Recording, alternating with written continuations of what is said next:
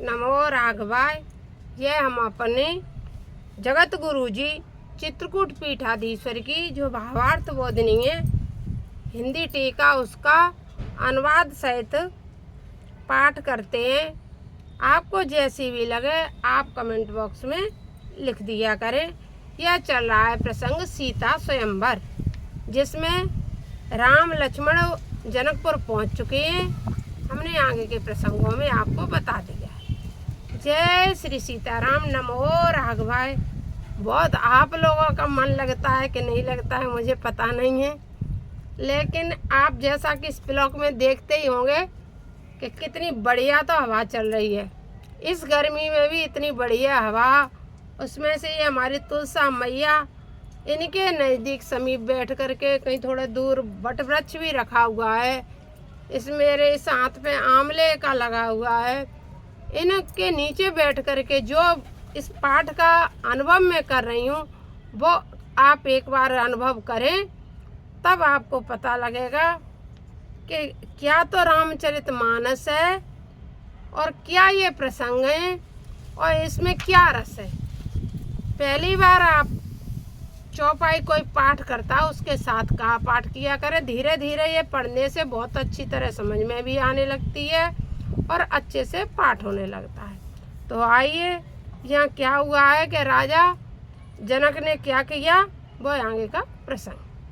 अरुणोदय सकुचे कुमित ओढ़गन ज्योति मलिन, जिमि तुम्हारे आगमन सुनी भय न पते बलहीन। नपसब नकत करें ओजियारा, तारे न सकें चापतम वारे।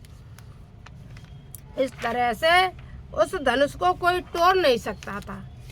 और क्या था, कई मृदु वचन विनीत तिने, ये मैंने कल पढ़ा था इसलिए उसका मैंने उदाहरण दिया है अगले ब्लॉक में। अब यहाँ से शुरू हो रहा है।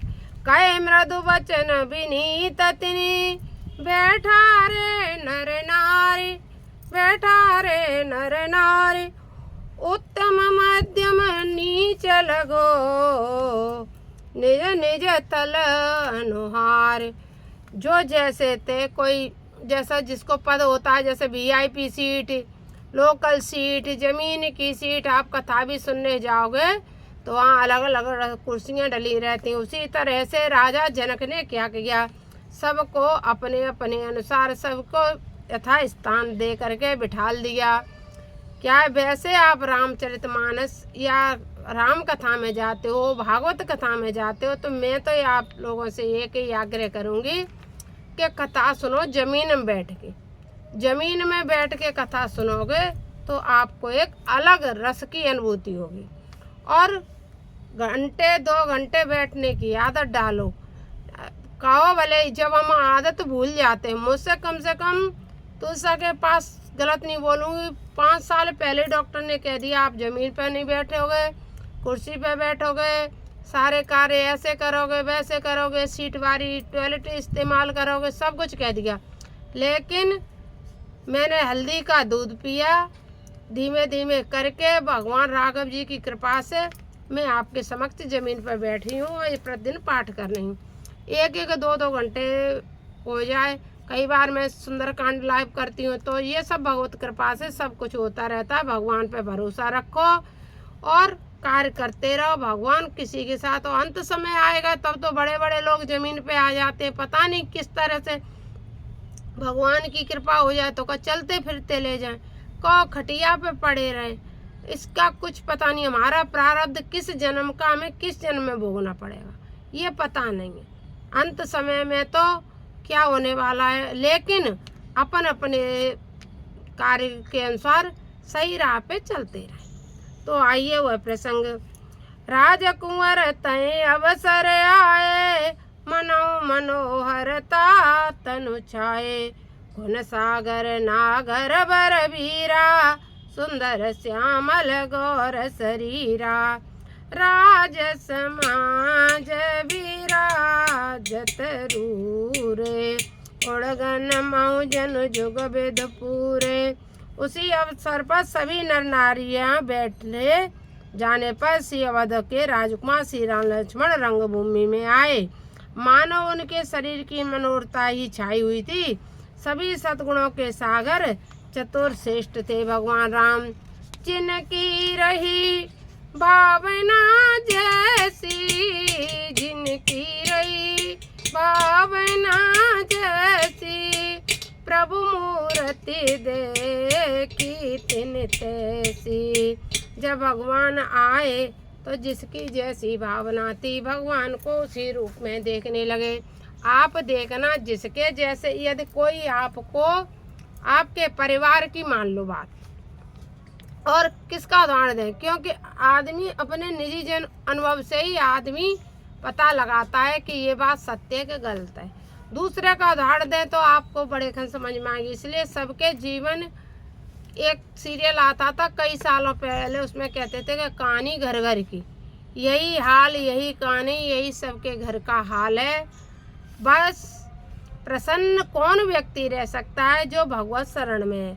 भगवान का ध्यान करते रहो, भगवान का कीर्तन करते रहो, भगवान का नाम लेते रहो। भगवान के समक्ष ही आपको खुशी प्राप्त होगी, वरना कहीं खुशियाँ तो आप ढूंढते रह जाओगे, कभी जीवन में खुशी प्राप्त हो नहीं सकती है। तो भगवान के समक्ष ही खुशियाँ। अब क्या था कि भगवान जब आए तो किसी को तो वो राजा दशरथ के पुत्र दिखे और किसी को भगवान दिखे। तो जिसकी जैसी भावना थी भगवान उसको उसी प्रकार से दिखे।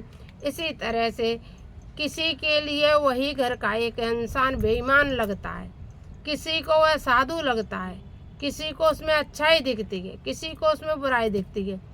इसी तरह एक पड़ोसी होता है, वही पड़ोसी किसी के लिए बड़े प्रेम से रहता है, दूसरे पड़ोसी के लिए वह बहुत अच्छा होता है, और एक पड़ोसी से उसकी लड़ाई होती तो उसके लिए वह जानी दुश्मन होता है, उसके लिए वह बहुत बुरा इंसान होता है।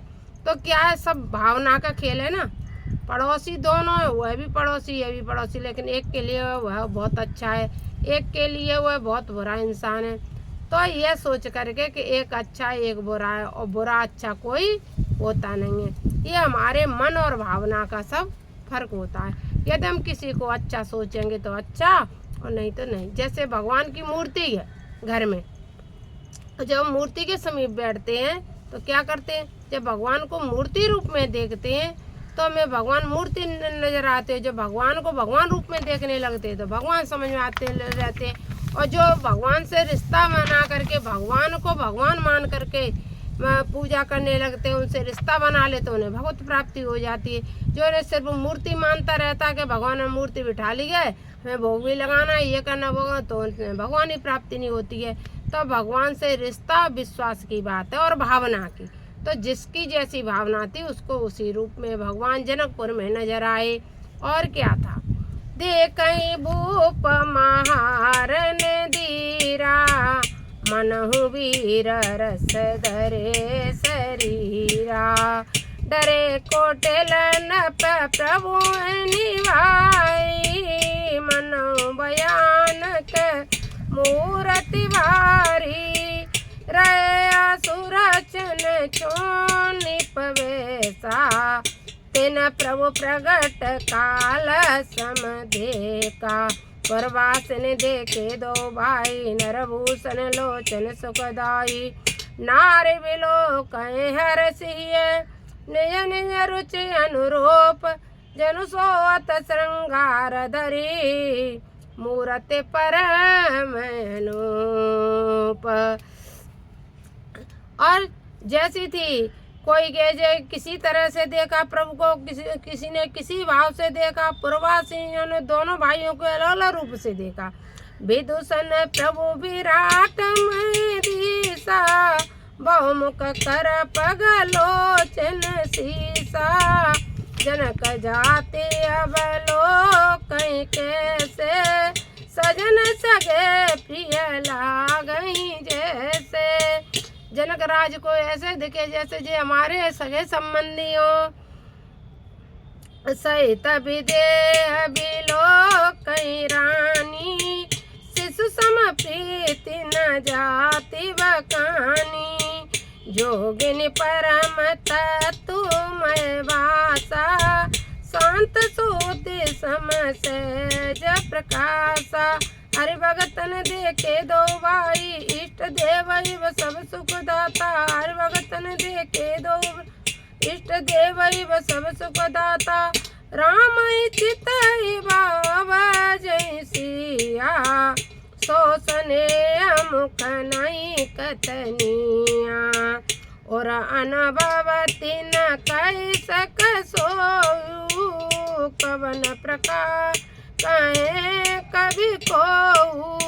जय विधि राजाए जस बाऊ तहे तस देखे कौशल राऊ। राजत राज समाज में कौशल राज किशोर। सुंदर श्यामल गौर तनो बेस्व बिलोचन चोर। अब क्या था, जिसका जैसा मन था उसने वैसे देखा। सुंदर श्याम गौर तनु बहुत ही कौशल राज दशरथ के दोनों किशोर पुत्र सीता स्वयंवर में स्थिर सभा में दे दीप्तमान हो रहे थे। यानी राम लक्ष्मण के समान उस राजसभा में कोई सुंदर दिख ही नहीं रहा था। मेन बात तो ये, कोई नहीं सुंदर दिख रहा था, सिर्फ वही दोनों भाई बहुत सुंदर दिख रहे थे, जिसे देख देख करके सभी शोभा को आते ही उनमें प्रेम के कारण सब समझ रहे थे कि ये क्या है। भगवान राम को बड़े प्रेम और आदर से देख रहे थे। सहज मनोहर मूर्ति दो कोटि काम उपमा लगो सो। शरद चंद निंदक मुकनी के नीरज नैन भाव तेजी के। चितवन चारु मार मन हरनी पावत हृदय जाति नहीं भरनी। कलक पोल सुत कुंडल लोला चिम्मुक अदर सुंदर मृदु बोल। कुमुद बंधु कर निंदक आशा भ्रुकुटी विकट मनोहर नासा। काल विशाल तिलक जलकाई कच बिलोक अल अबल लजाए। पीत चौतनी सिरन सुहाई कुसुम कली बिच बीच बनाए। रेखा रुचिर काम्बु कल ग्रीवा जन त्रिभुवन सुषमा की सेवा। उनके सिरों की पीली टोपी शोभा दे रही थी और बीच बीच में पुष्पों की कलियां सजाई गई थी। रेखाओं के कारण सुंदर कंठ शंखों समान सुडोलो चिंकलते, मानो वह तीनों लोकों में परम शोभा की सीमा हो। कुंजर मन कंटा कलित और तुलसी का माल। वृषभ कंद के अरठवनी बल निधि बाहो विशाल। क्या है ना कि उनकी ठवन चलने की एक प्रक्रिया सिंह के समान है तथा उनके बावल के सागर और विशाल हैं। कटे तू नीर पीत पट बांधे कर सर धनुष बाम बर कांधे। पीत जगी उपवीत सुआए नकसे कमंजु महाच बिछाए।